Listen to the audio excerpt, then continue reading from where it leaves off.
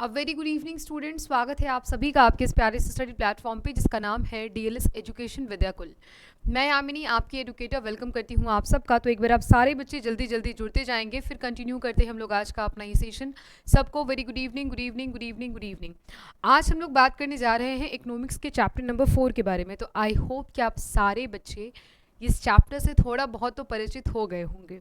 हम लोगों ने ऑलरेडी चैप्टर 3 तक बच्चों कंप्लीट कर लिया है। प्लेलिस्ट में आपको लेक्चर्स मिल जाएंगे, साथ ही साथ उसके जो प्रश्नोत्तर थे, इसके जो ऑब्जेक्टिव थे वो भी डिस्कस हो गया है। तो आज हम एक नए चैप्टर की ओर बढ़ने जा रहे हैं जिसका नाम है हमारी वित्तीय संस्थाएं।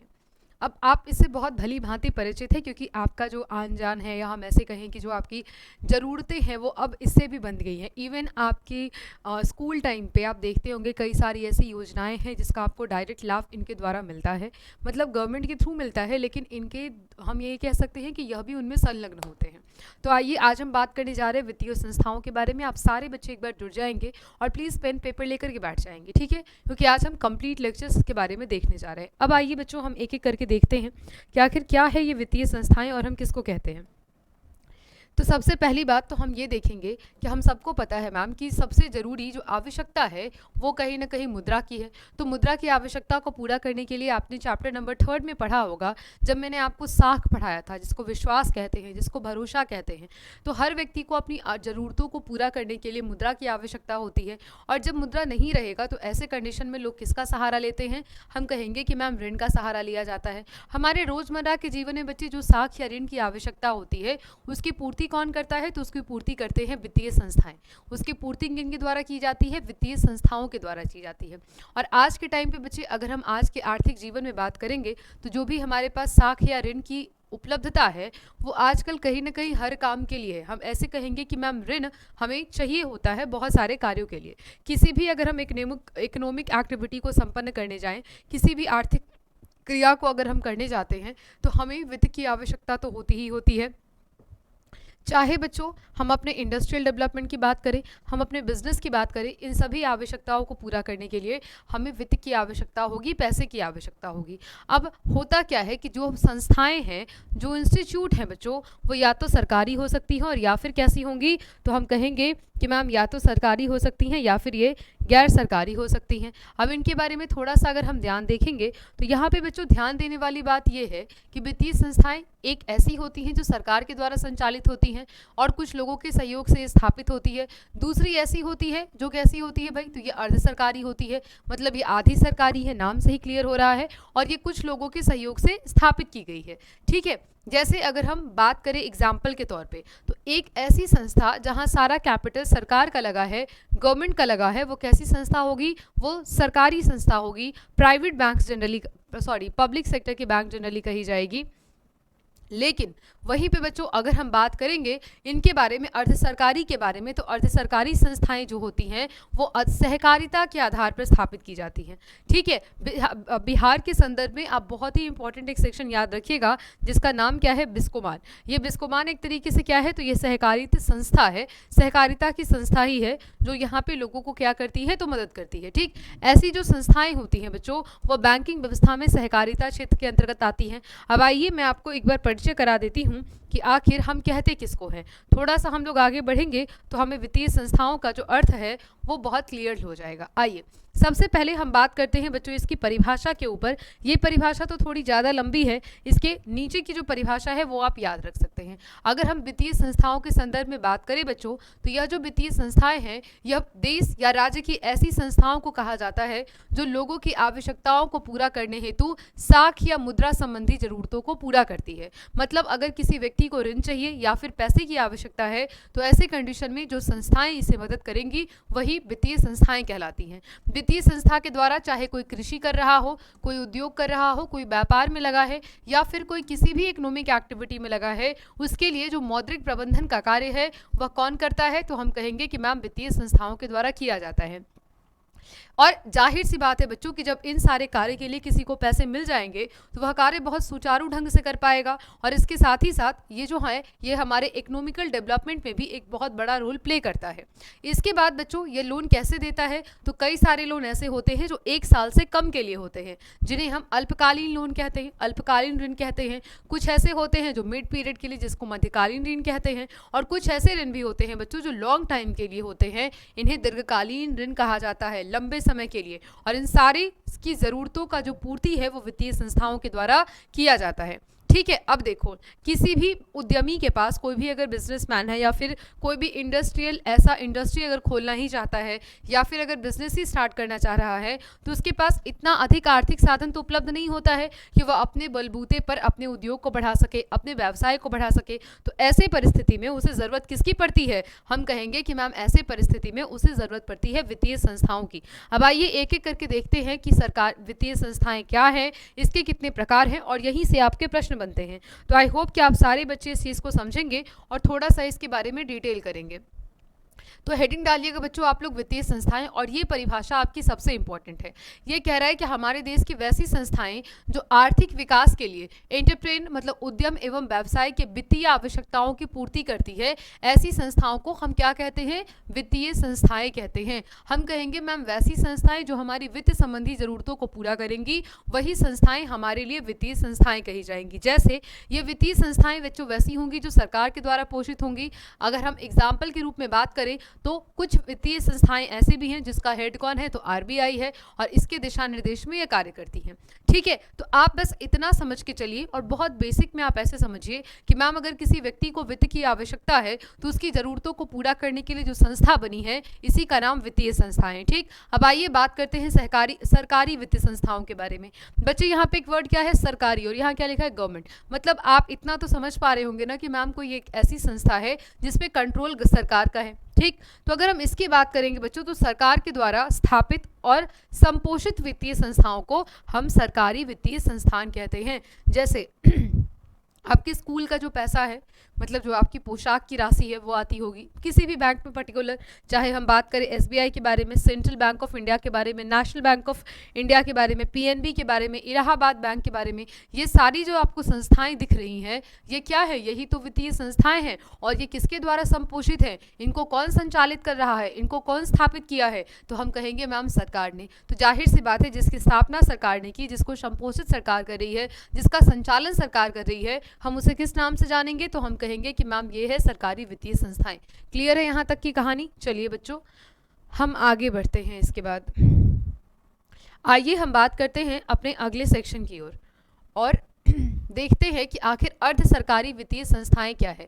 कई जगह बच्चों आपको अर्ध सरकारी वित्तीय संस्थाएं भी देखने को मिल जाएंगी, तो आइए इनके बारे में भी देख लें। अगर अर्ध सरकारी संस्थाओं की बच्चों यहाँ पे बात होती है तो हम कहेंगे कि मैम ये एक ऐसी संस्था है जो सरकार के केंद्रीय बैंक, और सरकार का केंद्रीय बैंक क्या है, तो सारे बच्चे ध्यान देंगे कि मैम सरकार का जो सेंट्रल बैंक है इसका नाम है RBI, reserve bank of India. स्थापना कब हुई है बच्चों इसकी, 1935 में। ठीक है, और आप लोग कमेंट बॉक्स में बताइए कि भी वर्तमान में इसके गवर्नर कौन है, कौन है इसको संचालन कर रहे। चलिए, तो आरबीआई 1935 में स्टैब्लिश हो गया। और ये वैसी अर्ध सरकारी वित्तीय संस्थाएं बच्चों ऐसी वित्तीय संस्थाएं हैं जो आरबीआई के निर्देशन में इसी के द्वारा स्थापित होती हैं और इसी के मापदंड में, मतलब इसी के मापदंड के अकॉर्डिंग कार्य करती हैं। और इसके साथ साथ यह भी लोगों की वित्तीय आवश्यकताओं को पूरा करती है। इसे ही हम लोग अर्ध सरकारी वित्तीय संस्थाएं कहते हैं। जैसे बच्चों आपने आरआरबीज का नाम सुना होगा, सुना है, रीजनल रूरल बैंक। आपने यह भी सुना होगा उत्तर बिहार ग्रामीण बैंक, दक्षिण बिहार ग्रामीण बैंक, सुना है आप लोगों ने। वो कैसी संस्था है, सेमी गवर्नमेंट फाइनेंशियल इंस्टीट्यूशन है। इसके साथ साथ आपने बिहार राज्य स्टेट कॉर्पोरेटिव बैंक के नाम के बारे में भी सुना होगा, है ना, बीएसईबी नहीं बच्चों, वो बिहार स्टेट राज्य कॉर्पोरेटिव बैंक है। ठीक है, तो ये अर्ध सरकारी वित्तीय संस्थाएं हैं। अब चलिए हम आगे देखें और एक नए टॉपिक के बारे में जानें जिसका नाम है, और यहाँ से ऑब्जेक्टिव बनता है तो इसको भी हाईलाइट करिएगा। इसका क्या नाम है, सूक्ष्म वित्तीय संस्थाएं, जिसको हम माइक्रो फाइनेंशियल इंस्टीट्यूशन बोलते हैं। अब देखो बच्चों, कुछ माइक्रो मतलब क्या होता है, सूक्ष्म मतलब छोटी चीज़ें। अब जरूरी तो नहीं है कि हर बार मुझे लंबे लोन की ज़रूरत है और हर बार लॉन्ग टर्म लोन की ज़रूरत है, हर बार ज़्यादा पैसों की आवश्यकता होगी, कुछ के लिए कम पैसों की भी आवश्यकता होती है और भारत जैसे गरीब देश में हम ये कह सकते हैं कि मैम लॉन्ग टर्म लोन लेने वाले यहाँ कम हैं, शॉर्ट टर्म लोन लेने वाले ज़्यादा हैं, और साथ ही साथ अमाउंट भी इनका शॉर्ट होता है। हम कह सकते हैं कि मैम माइक्रो लेवल पे, सूक्ष्म स्तर पे ये क्या लेते हैं, लोन लेते हैं। तो अगर आपको छोटे पैमाने पे लोन लेना है तो क्या होता है, तो स्वयं सेवी संस्था के माध्यम से यहाँ पे बच्चों आप देखिएगा कि बहुत कम इंटरेस्ट पे, एकदम कम ब्याज पर जो उनकी साख या ऋण की आवश्यकता है उसको पूरा करा दिया जाता है, और इसे ही हम लोग क्या कहते हैं, इसे ही हम माइक्रो फाइनेंशियल इंस्टीट्यूशन कहते हैं। अब यहाँ से एक व्यक्ति का नाम आपसे हर बार पूछता है और श्योर इस बार भी पूछेगा, इनका नाम है प्रोफेसर मोहम्मद यूनुस। प्रोफेसर मोहम्मद यूनुस जो थे ये कहते थे, उनका ये कहना था कि देखो अगर हम फाइनेंशियल इंस्टीट्यूशन को बढ़ावा देते रहेंगे और लॉन्ग टर्म लोन्स को हम ज़्यादा अप्रूव करेंगे तो हम तरक्की नहीं कर सकते, क्योंकि हमारा जो देश है ये थोड़े गरीबों का राज्य है और इन्हें ज़्यादा पैसे की ज़रूरत नहीं है। इन्हें माइक्रो स्तर पे हम क्या कर सकते हैं, फाइनेंशियल इंस्टीट्यूशन की स्थापना करके इनकी छोटी छोटी ज़रूरतों को पूरा कर सकते हैं। तो इसके बाद हम देखते हैं कि इनके प्रयास से क्या होता है, तो कहीं ना कहीं सच में ये सराहनीय था और हम सक्सेसफुल भी होते हैं। जो गरीब ग्रामीणों के लिए सूक्ष्म वित्त प्रबंध के माध्यम से उनके विकास कार्यों में सहयोग किया है और जिसका प्रयोग बिहार के ग्रामीण अपेक्षित क्षेत्रों में भी किया जाना चाहिए। इनका कहना था कि माइक्रो फाइनेंसिंग जो है वो एकदम हर डोर टू डोर पहुँचना चाहिए, हर लोगों के पास इसकी सुविधा पहुँचनी चाहिए ताकि लोग अपनी वित्त संबंधी आवश्यकताओं की पूर्ति कर सके। और इनका नाम आप ध्यान रखिएगा बच्चों, ये काफ़ी इंपॉर्टेंट है। चलिए बढ़ते हैं हम अगले सेक्शन की ओर। अगला क्या है, अगला कह रहा है कि उपर्युक्त बातों से बहुत ही क्लियर, बहुत स्पष्ट हो रहा है कि आर्थिक विकास के लिए हमें जितनी पूंजी की आवश्यकता होती है उसकी व्यवस्था कौन करता है, तो हम कहेंगे कि मैम हम आराम से उसकी व्यवस्था वित्तीय संस्थाओं के माध्यम से कर सकते हैं ना। अब देखो यहाँ पे ध्यान देने वाली बात यह है कि जितनी भी ये वित्तीय संस्थाएं हैं वो सारी वित्तीय संस्थाएं किसी न किसी कानूनी मापदंड के आधार पर हैं, ठीक है। इसके बाद ये समस्त व्यक्ति या व्यावसायिक प्रतिष्ठान जो विकास के काम में लगे हुए हैं और सबके कार्यों की सराहना करती है और सबके कार्यों के साथ साथ चलती है। चलिए अब हम बात करते हैं कि आखिर वित्तीय संस्थाओं के कितने प्रकार हैं। तो हेडिंग डालिएगा कि मैम इसके कितने टाइप हैं। टाइप कितने हैं बच्चों, तो हम एक तो अभी पढ़े राष्ट्रीय वित्तीय संस्थाएं, मतलब ऐसी वित्तीय संस्थाएं जो नेशनल लेवल पे है, जो सेंट्रल लेवल पे काम कर रही है, ठीक है। दूसरा क्या है, दूसरा ऐसा जो केवल राज्य में है आपके, मतलब राज्य स्तरीय वित्तीय संस्थाएं। अभी आपने दो पढ़ा था ना, एक सरकारी और दूसरा कौन सा, दूसरा अर्ध सरकारी। वही बच्चों अगर हम यहाँ की बात करें तो यहाँ एक राष्ट्रीय वित्तीय संस्थाएं और दूसरा कौन है, राज्य स्तरीय वित्तीय संस्थाएं। तो एक राज्य में होगा और एक देश में होगा। चलिए आइए हम देखते हैं इसके आगे क्या कह रहा है। अगर हम बच्चे बात करें, सबसे पहले बच्चों अगर हम देखें राष्ट्रीय स्तर पर, तो राष्ट्रीय वित्तीय संस्थाएं जो है इसको हम क्या करते हैं, जाहिर सी बात है कि वैसी वित्तीय संस्थाएं हैं जो देश के लिए निर्धारित करती है। तो इसको हम दो पार्ट में बांटते हैं। कौन कौन सा, सबसे पहले का नाम होता है बच्चे money market, Indian money market, और दूसरे क्या नाम है, तो हम कहेंगे कि मैम दूसरे का नाम है इंडियन कैपिटल मार्केट, मतलब पूंजी बाजार। आइए देखते हैं। अब यहाँ पे बच्चों अगर हम बात करेंगे तो जाहिर सी बात है कि ये जो मुद्रा बाजार है ना, यहाँ से हमें शॉर्ट टर्म लोन मिलता है। कैसा लोन मिलता है, तो हम कहेंगे कि मैम शॉर्ट टर्म, जिसको हम किस नाम से जानते हैं, अल्पकालीन, या फिर बच्चे हम मध्यकालीन ऋण भी कहेंगे। अल्पकालीन और मध्यकालीन ऋण अगर किसी को चाहिए होगा तो उसकी ज़रूरतें कहाँ से पूरी होगी, हम कहेंगे मैम भारतीय मुद्रा बाजार से पूरा होगा। भारतीय पूंजी बाजार में अगर हम बात करें, और यहाँ से भी प्रश्न बनता है तो ध्यान दीजिएगा। अगला क्या है कि पूंजी बाजार से कैसा मिलेगा मैम, तो बच्चों पूंजी बाजार से हमें लॉन्ग टर्म लोन मिलता है। कहने का मतलब कि मैम यहाँ पे हमें दीर्घकालीन ऋण की प्राप्ति होगी, और कहाँ से, पूंजी बाजार से। तो शॉर्ट टर्म मार्केट कैसा लोन, शॉर्ट टर्म अगर लोन लेना है तो हम किस मार्केट में जाएंगे, मनी मार्केट की बातें होंगी। लॉन्ग टर्म लोन अगर लेना है तो हम कहाँ जाएंगे, भाई कैपिटल मार्केट प्रोवाइड करता है। चलिए आगे देखें। सामान्यतः भारतीय मुद्रा बाजार को, जो हमारा मनी मार्केट है बच्चों, इसको हम एक संगठित और असंगठित क्षेत्रों में विभाजित करते हैं। आइए आपको हम दिखाते हैं कि आखिर हमारे देश में जो बैंकिंग प्रणाली है, ये बैंकिंग प्रणाली किस रूप से चलती है और हमारे देश में बैंकिंग का क्या सिस्टम है। आइए इसके बारे में हम बात करें।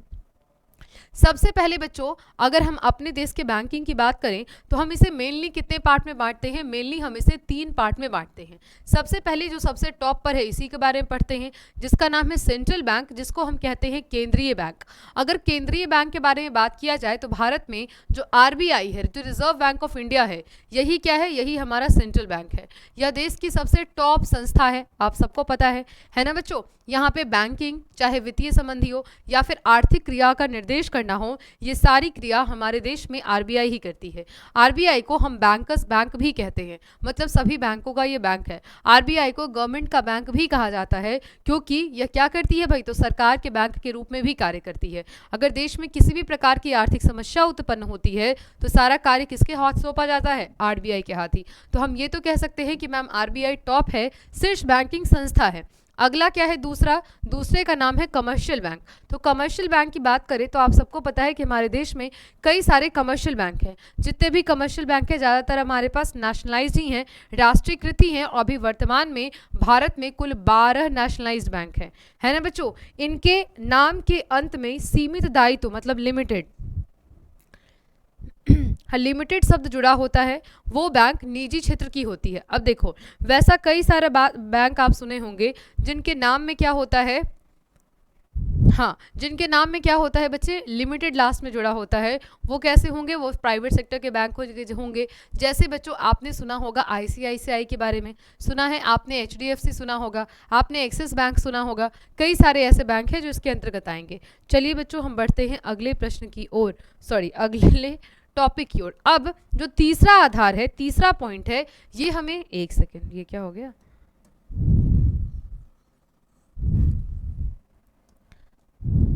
जो तीसरा आधार है बच्चों वो है, मतलब तीसरा टाइप जो है इसका क्या नाम है, इसका नाम है सहकारी बैंक। अब अगर हम सहकारी बैंक की बात करें तो इसको हम कोऑपरेटिव बैंक भी बोलते हैं। सहकारिता क्षेत्र में अब सहकारिता का मतलब क्या होता है, जहां आपसी सहयोग हो, मिलजुल कर कार्य करना। इसके आधार पर बच्चे कई सारी वित्तीय संस्थाएं हमारे भारत में कार्यशील हैं। आइए इनके बारे में बात करें। सहकारी बैंक अलग अलग राज्यों में अलग अलग नाम से जानी जाती हैं, और ये जो बैंक होती हैं बच्चों ये भी आरबीआई के दिशा निर्देश में काम करती हैं।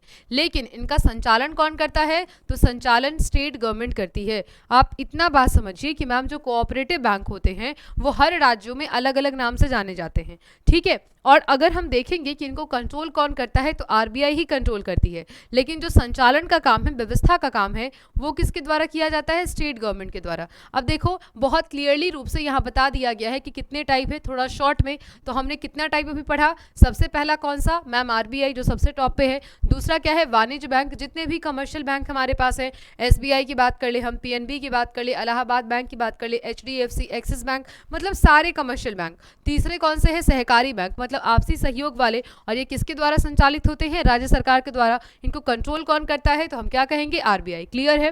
अब आप इतना बात तो समझ गए कि मैम इंडिया में जो बैंकिंग का सिस्टम है वो 3 टाइप में चल रहा है। सबसे पहले आरबीआई जो सबसे हेड है, दूसरा हमारे पास कितनी सारी कमर्शियल बैंक है, एंड तीसरा कई सारे बैंक ऐसे हैं जो कोऑपरेटिव बैंक है, मतलब सहकारी बैंक है। आगे देखते हैं आगे क्या कहानी है। अब ये तो बैंकिंग सिस्टम वाली जो बात थी, यह हम किसकी बातें कर रहे थे, मनी मार्केट की। अब आइए हम देखते हैं पूंजी बाजार के बारे में। तो भारतीय पूंजी बाजार, अभी मैं आप लोग को बता रही थी कि मैम यहाँ पे केवल लॉन्ग टर्म कैपिटल मिलता है, मतलब हम क्या कहेंगे कि मैम केवल और केवल दीर्घकालीन पूंजी की व्यवस्था यहाँ हो पाती है ना बच्चों। तो आइए अगर हम दीर्घकालीन देखें, दीर्घकालीन पूंजी की मांग जो है वो बड़े बड़े उद्योगों में होगी, या फिर अगर कोई मान लीजिए निर्माण का कार्य चल रहा है। इसका वर्गीकरण हम कैसे करते हैं, तो देखो इसका वर्गीकरण जो किया गया है, एक होता है सिक्योरिटीज मार्केट, एक होता है इंडस्ट्रियल मार्केट, एक होता है बच्चे डेवलपमेंट फाइनेंशियल इंस्टीट्यूशन, और अगला होता है गैर बैंकिंग कंपनियां। इसका विभाजन इस प्रकार कर दिया जाता है।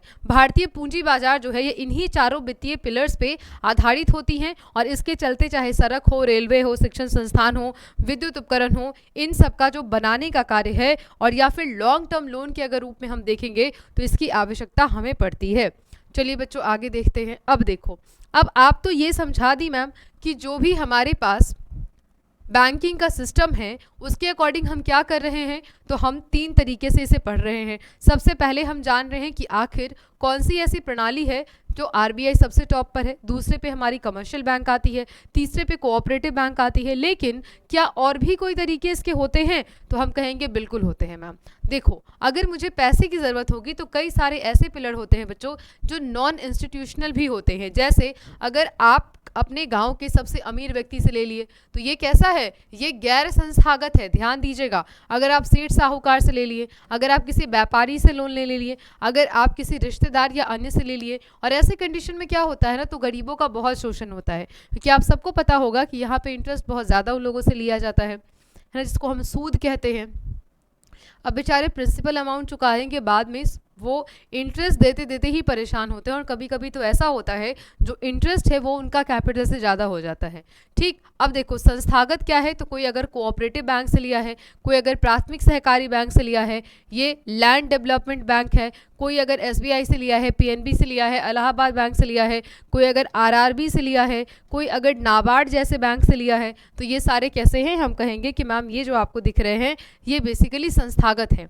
अब देखो आजकल बच्चों हम बात करेंगे तो महाजन जो है वो आज भी आपको गांव में लोन देने का सबसे लोकप्रिय साधन देखने को मिलेगा। ठीक है, क्योंकि इन महाजनों से कर्ज लेना बहुत ही सरल और आसान है, ये लोग तुरंत पैसे दे देते हैं। ऐसे महाजन और सेठ साहूकार ग्रामीणों का उत्पादन संबंधी सभी कार्यों के लिए ऋण उपलब्ध कराते हैं। ऋण देने का मतलब ये होता है कि वो अपने अमानत के रूप में उसके जो भी जमीन है, उसके जो जेवर है, जेवरात हैं और जो भी कीमती सामान है वो उसके पास रख दे, और लास्ट में जब वो लोन नहीं दे पाएंगे तो क्या होगा, वो उसे ही बेच लेंगे। इसकी अदायगी यदि समय पर नहीं की जाएगी तो यह ऋण अदायगी काफ़ी कष्टकारी होता है। इसीलिए बच्चे अगर आपके साथ में या फिर आपके आसपास कोई भी ऐसा व्यक्ति है तो उन्हें बताइए कि नहीं ये मत करिए, आप इतना ब्याज तो नहीं ले सकते। आप गांव में जनरली सुनते होंगे सूद नाम का एक टर्म सुनते हैं ना, जो कि काफ़ी खतरनाक होता है।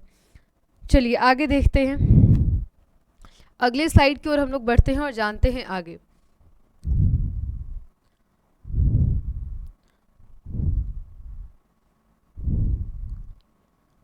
अरे ओके, अरे अरे अरे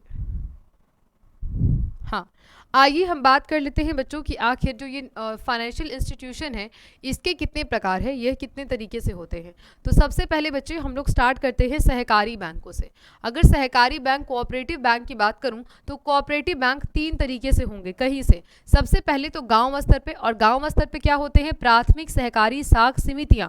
ध्यान दीजिएगा, अगर जिला स्तर की बात होगी तो जिला स्तर में होता है केंद्रीय सहकारी बैंक, और अगर राज्य स्तर पे बात हो तो राज्य स्तर पे राज्य सहकारी बैंक। ये इसके 3 प्रकार होते हैं। ठीक है, अब थोड़ा सा मैं इसको और जूम कर देती हूँ ताकि आपके लिए क्लियर हो जाए। अब होता क्या है बच्चों, तो इन तीनों के माध्यम से अगर हम देखेंगे तो इन तीनों के माध्यम से यहाँ के लोगों को मध्यकालीन, अल्पकालीन, दीर्घकालीन लोन जो है वो मिल पाता है। अगर केंद्रीय सहकारी बैंकों की बात करेंगे बच्चों तो राज्य में टोटल अभी तक, ये आपके 2011 का ही डेटा है, अभी इंक्रीज भी हुआ होगा लेकिन अब बुक तो चेंज हुई नहीं है, तो आप यही याद रखिएगा। राज्य में 25 केंद्रीय सहकारी बैंक जो है अभी हमारे यहाँ कार्यरत है। आगे देखते हैं कि आखिर यह प्राथमिक सहकारी समितियां ये कहाँ पे होंगी, गांव में। तो आइए इसकी बात कर ले। आप सबको पता है बच्चों कि इसकी जो स्थापना है, क्योंकि कहाँ पे रिलेटेड है ये, तो हम कहेंगे मैम केवल गांव में ही ये है ना। तो इसकी जो स्थापना है वो कृषि क्षेत्र की अल्पकालीन ऋणों के लिए, किसके लिए, शॉर्ट टर्म लोन के लिए पूर्ति के लिए इसकी स्थापना की गई है। ये समितियां क्या कहलाती हैं बच्चों, प्राथमिक कृषि साख समितियां। शॉर्ट में इसको हम PACS कह सकते हैं, प्राइमरी एग्रीकल्चर कोऑपरेटिव सोसाइटीज। ठीक है, ध्यान दीजिएगा। इसके बाद बच्चों ये लोन क्यों देती है, तो आप ये इसको आपको पता है कि अल्पकालीन देगी, शॉर्ट लोन देगी। तो शॉर्ट लोन आप सबको पता है कि ma'am short term loan 1 year से कम के लिए दिया जाता है, तो 1 साल से लिए कम के लिए दिया जाएगा। राज्य की 10वीं पंचवर्षीय योजना में उस टाइम अगर हम बात करेंगे तो बिहार में टोटल 6,842 प्राथमिक सहकारी कृषि समितियां थी। ठीक है बच्चों, चलो बढ़ते हैं अगले स्लाइड की ओर। अगला क्या है, अब जाहिर सी बात है कि इसका दूसरा टाइप होगा। अब देखो ये बैंक काफ़ी इंपॉर्टेंट है क्योंकि आपसे एग्जाम में बच्चे कई बार पूछ दिया गया है, तो इसको हम लोग ध्यान देंगे। हमें पढ़ना है भूमि विकास बैंक के बारे में, लैंड डेवलपमेंट के बारे में। अब आपने अभी पढ़ा प्राथमिक साख समितियां, मतलब प्राइमरी एग्रीकल्चर कोऑपरेटिव सोसाइटी। इसमें क्या हो रहा था, तो किसानों को शॉर्ट टर्म लोन मिल रहा था, 1 साल से कम के लिए लोन मिल रहा था। लेकिन क्या किसानों को लॉन्ग टर्म लोन नहीं चाहिए, बिल्कुल चाहिए। तो इसके लिए एक बैंक आई जिसका नाम है लैंड डेवलपमेंट बैंक। बहुत ध्यान से सुनिएगा। इसमें क्या होता है, तो वैसे राज्य में अगर किसानों को मान लीजिए लॉन्ग टर्म लोन की ज़रूरत है तो इसके लिए क्या खोला गया, भूमि बंधक बैंक खोला गया। इसे अब हम लोग क्या कहते हैं, तो लैंड डेवलपमेंट बैंक, भूमि विकास बैंक के नाम से जानते हैं। ठीक, यहाँ क्या होता है, तो ये किसानों की भूमि को बंधक रखती है, मतलब अपने पास रखती है। अब ये नहीं कि उठा के बैंक में ले गई, वो क्या करेगी, उसे उसका पेपर अपने पास रख लेगी और कृषि में स्थायी सुधार के लिए, उसके डेवलपमेंट के लिए किसानों को लॉन्ग टर्म लोन देती है। यहाँ से लॉन्ग टर्म लोन लेके आप क्या करेंगे, तो किसान यहाँ से ट्रैक्टर खरीद सकते हैं, पावर डीलर खरीद सकते हैं, पंपिंग सेट खरीद सकते हैं, या फिर मकान बनाने या पुराने ऋणों का भुगतान करने के लिए किया जा सकता है। ठीक है, प्राथमिक इकाई जो अभी आप लोग पढ़ रहे थे पीएससीएस के बारे में, को सहकारी कृषि एवं ग्रामीण विकास बैंक कहते हैं। और राज्य में अभी बिहार में बात करें तो लैंड डेवलपमेंट बैंक हमारे यहाँ अभी भी कार्यरत है, जिसे राज्य सहकारी कृषि और ग्रामीण विकास बैंक कहा जाता है। ठीक है, ये सब आप ध्यान रखेंगे किसके बारे में बच्चे, लैंड डेवलपमेंट बैंक के बारे में।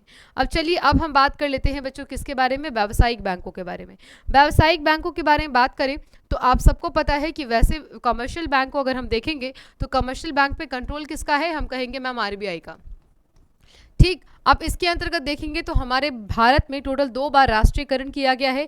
एक बार कब बच्चे, 1969 में, और दूसरी बार कब, 1980 में। अच्छा, अभी भारत में कितने राष्ट्रीयकृत बैंक है, तो हम कहेंगे 12, क्योंकि हुआ क्या बच्चों कि कई सारे बैंकों का मर्जर हो गया, जिसके बाद से एक बार 1969 में 14 का राष्ट्रीयकरण किया गया था, 1980 में बच्चे 6 का राष्ट्रीयकरण किया गया था। तो आप कहेंगे कि मैम दोनों को मिला के तो 20 हो रहा है, लेकिन बच्चों कई सारे बैंकों की दूसरे से मर्ज कर दिया गया, जिसके बाद वर्तमान में जो नेशनलाइज बैंकों का नंबर है वो कितना है, तो ये केवल और केवल 12 है।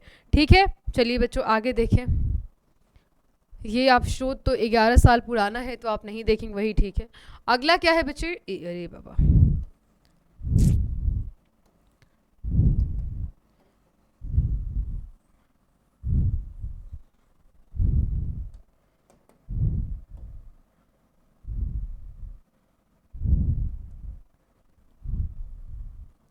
आइए बच्चों अब हम बात कर लेते हैं थोड़ी सी रीजनल रूरल बैंक के बारे में, जिसको हम आरआरबीज कहते हैं। अब हम देखेंगे आरआरबी की जो स्थापना है बच्चों, ये आपसे कभी कभी पूछ देता है, तो आरआरबी की स्थापना कब हुई है, 1975 में। ठीक है, बिहार राज्य में भी एक क्षेत्रीय ग्रामीण बैंक उसी वर्ष स्थापित किया गया है। और अगर पूरे देश में बात करेंगे तो 196 रीजनल रूरल बैंक है, लेकिन ये उस टाइम का डाटा है जब आपका बुक पब्लिश हुआ है, और आपका नया बुक तो आया नहीं है, 2011 का ही डाटा ये चल रहा है। साथ ही आप बिहार में याद रखिएगा कि 2 बैंक, कौन कौन सा, उत्तर बिहार ग्रामीण बैंक और दक्षिण बिहार ग्रामीण बैंक। क्लियर है, चलिए अब हम बात कर लेते हैं थोड़ा इंपॉर्टेंट के बारे में, और इसका नाम क्या है बच्चे, नाबार्ड। नाबार्ड कई बार आपसे पूछा गया है। ठीक है, तो नाबार्ड ध्यान रखिएगा, नाबार्ड का पूरा नाम क्या है, national bank for agriculture and development.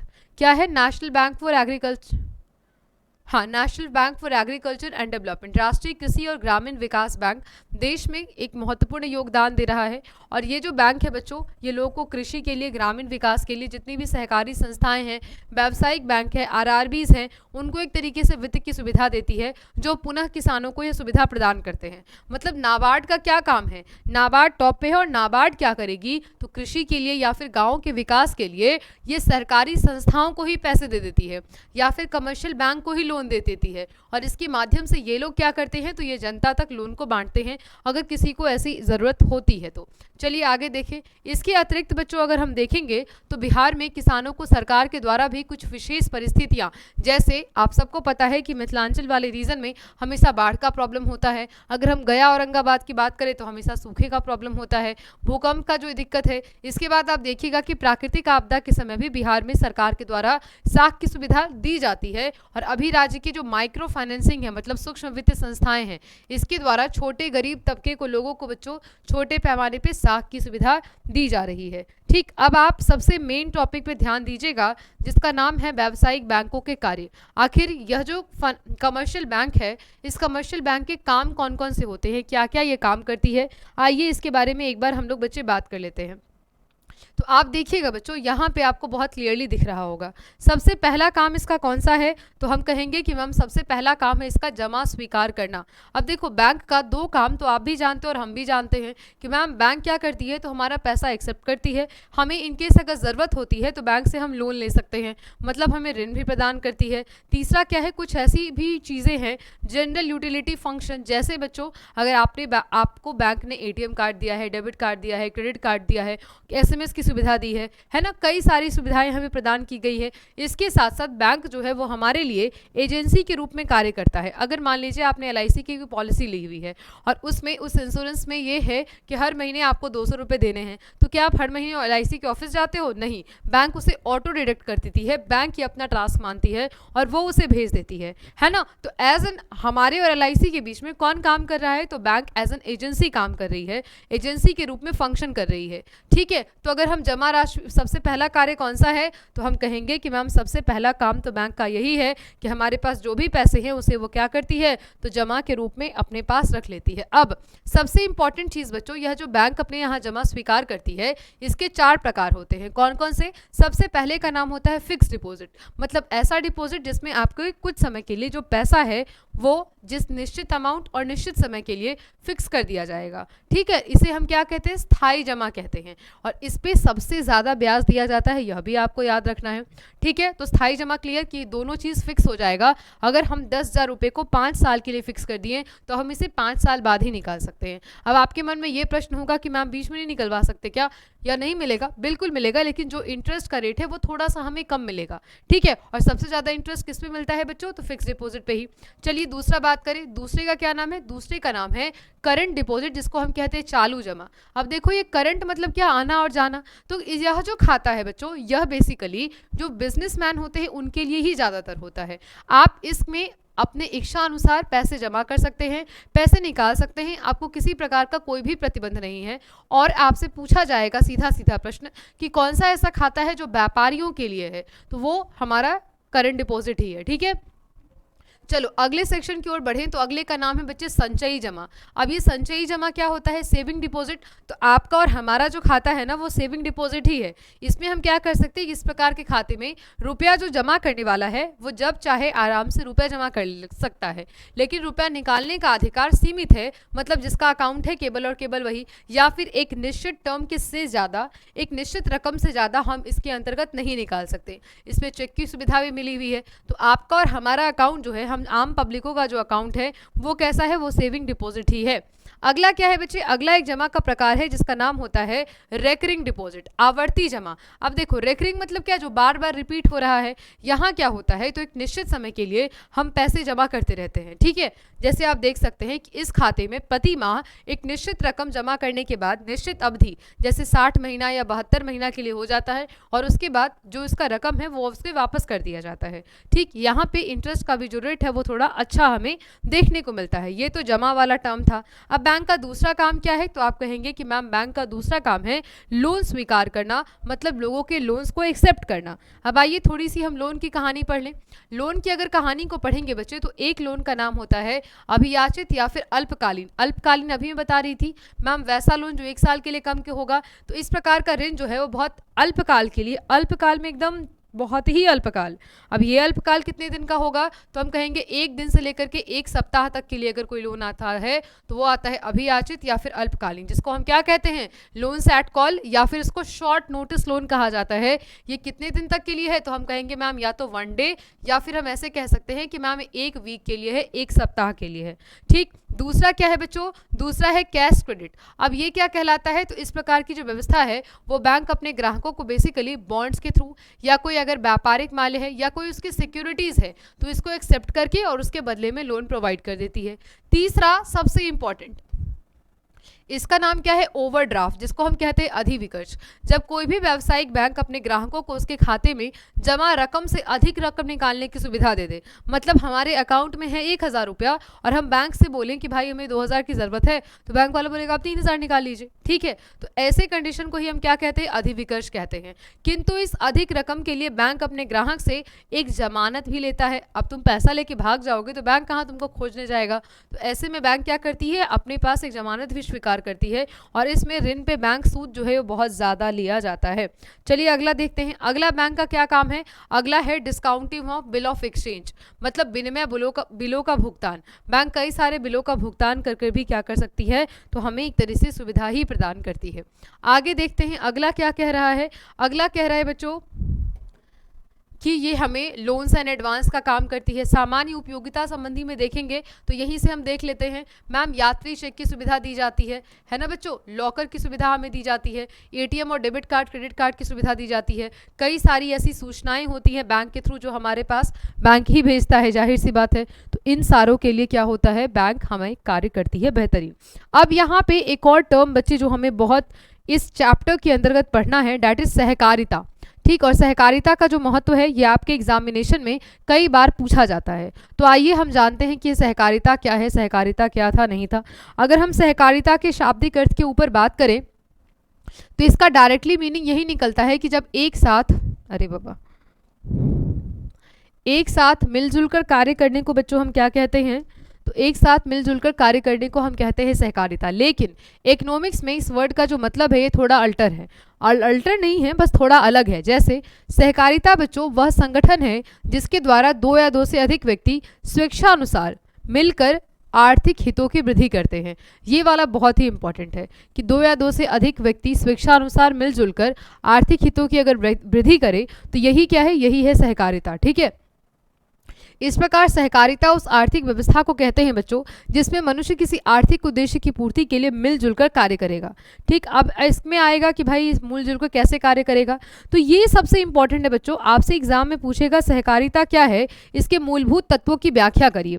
तो इसका जो मूलभूत तत्व है वो मेनली 3 मूलभूत तत्व निकल के सामने आता है। सबसे पहला तो ये बच्चों कि यह संस्था स्वैच्छिक है, आप पर किसी प्रकार का कोई दबाव नहीं है कि आप आकर के इसका मेंबर बन ही जाइए। ठीक, आपकी स्वेच्छा पर यह निर्भर करता है कि आप इसे ज्वाइन करते हैं या नहीं। ठीक, एक तरह से आप पर कोई भी बाहरी बंधन नहीं रखा गया है। अगला क्या है, दूसरा कहता है कि इसका प्रबंधन और संचालन जो है वो कैसे होगा, जनतंत्रात्मक, मतलब जनतंत्र लोकतंत्र में जैसी व्यवस्था होती है, जनता की सुनी जाती है और हर एक व्यक्ति का मत इंपॉर्टेंट होता है। ठीक उसी प्रकार सहकारिता में भी यही चीज़ हो रही है। आप देखिएगा कि यहाँ पे किसी की पूंजी, किसी का हैसियत, इसके आधार पर कोई भी भेदभाव नहीं है, वो एक दूसरे के बराबर समझे जाते हैं और सबको बच्चों यहाँ एक जैसा अधिकार ही प्राप्त होता है। ठीक, अब इसका तीसरा तत्व क्या है, तो इसका तीसरा तत्व ये है बच्चों कि इसका जो उद्देश्य है उसमें नैतिक उद्देश्य, सामाजिक तत्व, ये सारे भी शामिल हैं। और ये केवल आर्थिक लाभ कमाने के लिए नहीं है बल्कि यहाँ पे नैतिक और सामाजिक मूल्यों को भी ध्यान दिया जाता है। अब प्रश्न ये उठता है कि मैम भारत में सहकारिता का क्या इंपॉर्टेंस है। तो अगर भारत में हम सहकारिता की बात करेंगे बच्चों तो भारत में पिछली शताब्दी के प्रारंभ से ही कई सारे जो ऐसे लोग थे वो कहीं ना कहीं एक संगठन बना करके कार्य करते थे। ठीक है, सहकारी समितियों की स्थापना पे बहुत जब जोर दिया गया तो आप सबको याद होगा, मतलब आपको पता होगा कि 1904 में बच्चे एक समिति बनी जिसका नाम था सहकारिता साख समिति और ये विधान पारित हुआ। इसके अकॉर्डिंग किसी भी गांव या नगर में कोई भी 10 व्यक्ति मिलकर के क्या कर सकते हैं, तो सहकारी साख समिति का स्थापना कर सकते हैं। ठीक, अब ये 1904 में तो पास हो गया। इसके बाद देखिएगा बच्चों कि 1904 के अधिनियम के अंतर्गत कई सारी जो संस्थाएं थी सहकारिता की उसको स्थापित की गई। 1912 में एक और अधिनियम आया और इस नए अधिनियम में लोन के अलावा कई सारे उद्देश्यों की भी स्थापना करने का काम किसको सौंपा गया, सहकारी समितियों का। इसके बाद बच्चों सबसे इंपॉर्टेंट आप देखिएगा 1914 में मैकलिन समिति नियुक्त की गई जो कि सहकारिता से ही संबंधित थी। इसके बाद 1919, ध्यान दीजिए 1919, ये वाला बहुत इंपॉर्टेंट है क्योंकि कई बार एग्जाम में ऑब्जेक्टिव में पूछा जाता है कि आपसे पूछेगा कि सहकारिता जो है ये प्रांतीय सरकारों के हस्तांतरण का विषय कब बनी, तो विधान कब पारित हो रहा है 1904 में, लेकिन प्रांतीय सरकारों का यह हस्तांतरित विषय कब बनेगा 1919 जब रॉलेट एक्ट की घटना हो रही है। ठीक है, तो इसके संचालन का भार भी किसके पास होता है, तो हम कहेंगे कि मैम ये स्टेट गवर्नमेंट के पास ही इसका जो संचालन है, इसका जो रेगुलेशन है, ये पूरा कंट्रोल उन्हीं के पास होता है। आइए बच्चों हम आगे बढ़ें। अब हम देखेंगे अगर सहकारिता के बारे में तो 1929 में बच्चे आप सबको पता है कि 1929 या हम ऐसे कहें कि मैम 1930 में एक आर्थिक मंदी आ गई, लेकिन 1935 में हमारे भारत में रिजर्व बैंक ऑफ इंडिया की स्थापना की गई और इसके बाद ये आरबीआई जो है ये हमारे एग्रीकल्चर क्रेडिट डिपार्टमेंट का थोड़ा बहुत विकास किया और फिर हम सहकारी बैंकों के रूप में, जैसा कि मैंने आपको स्टार्टिंग में ही पढ़ाया था, जो कॉरपोरेटिव बैंक है वो 3 प्रकार के हैं, प्राथमिक स्तर पर, राज्य स्तर पर और एक केंद्रीय स्तर पर, है ना। यही तीनों इनकी स्थापना की गई और फिर भारत में इसके कार्य को आगे बढ़ाया गया। अब सहकारिता के बाद हमें एक और टर्म के बारे में जानना है जिसका नाम है स्वयं सहायता समूह। तो आइए इसके बारे में भी थोड़ा सा जान लेते हैं कि आखिर स्वयं सहायता समूह क्या है। तो स्वयं सहायता समूह जो है बच्चों, यह बेसिकली ग्रामीण क्षेत्रों में 15 से 20 व्यक्तियों, खास करके महिलाओं का एक अनौपचारिक समूह है। और ये लोग क्या करते हैं, ये अपनी बचत और बैंकों से लघु लोन लेकर के अपने सदस्यों के पारिवारिक जरूरतों को पूरा करते हैं। साथ ही साथ कई सारी विकास संबंधी जरूरतें भी पूरा करती हैं। इसमें स्पेशली महिलाओं का ग्रुप होता है, और आप जिसने जैसे जीविका दीदी का नाम सुना होगा, या कई सारे ऐसे प्रोग्राम हैं बच्चों जिसके माध्यम से क्या हो रहा है, तो अब थोड़ा सशक्त की ओर महिलाएं बढ़ रही हैं।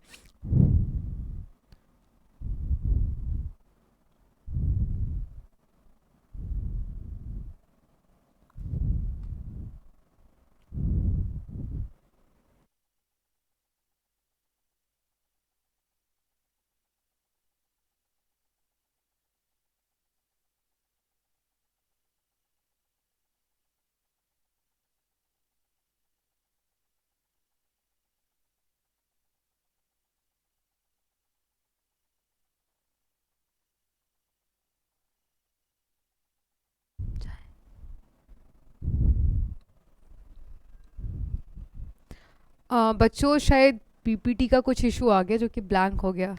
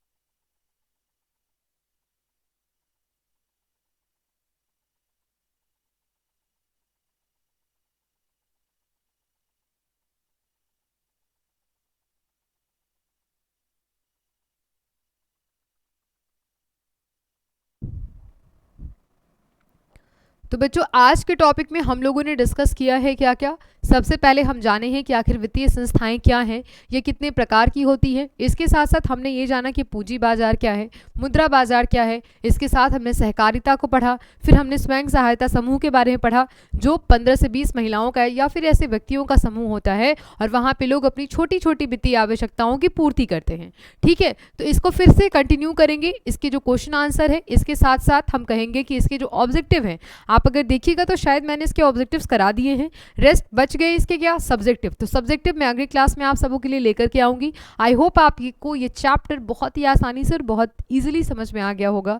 तो फिर मिलते हैं बच्चों नेक्स्ट क्लास में सेम टाइमिंग पे। इंतजार रहेगा आप सबका, तब तक के लिए बहुत बहुत धन्यवाद जुड़ने के लिए। थैंक यू सो मच बच्चों जुड़ने के लिए। Have a nice everyone, bye bye and take care. Bye बच्चों।